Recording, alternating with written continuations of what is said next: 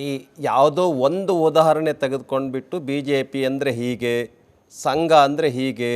ನಾನು ಬಿಜೆಪಿಯನ್ನು ಹೇಳಿಲ್ಲ ಸರ್. ಬಿಜೆಪಿಯ ಕೆಲ ನಾಯಕರು ಯಾರೆಲ್ಲ RSS ನ ಬಲದಿಂದ ಗೆದ್ರು ಅವ್ರ ಬಗ್ಗೆ ಮಾತಾಡ್ತೀನಿ. ಆಯಿತು, ಉದಾಹರಣೆ ಪ್ರೂವ್ ಆಯ್ತಾ?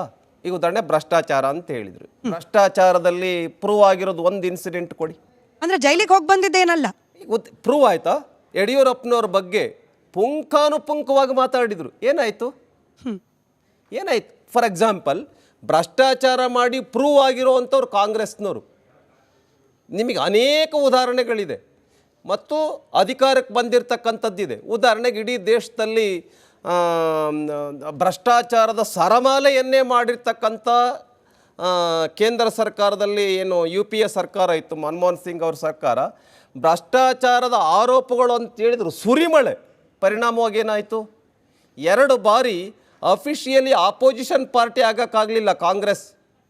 ಎಷ್ಟು 49 ಸೀಟು, ಆಮೇಲೆ 51 ಸೀಟು ಹಿಂಗೆ ಬರ್ತಿದ್ರು. ಆ ರೀತಿ ಭ್ರಷ್ಟಾಚಾರವನ್ನು ಮಾಡಿರ್ತಕ್ಕಂಥದ್ದು ಕಾಂಗ್ರೆಸ್ಸಿಂದು ಇತಿಹಾಸ ಇದೆ. ಕಾಂಗ್ರೆಸ್ ಅಂದರೆ ಭ್ರಷ್ಟಾಚಾರ, ಭ್ರಷ್ಟಾಚಾರ ಅಂದರೆ ಕಾಂಗ್ರೆಸ್.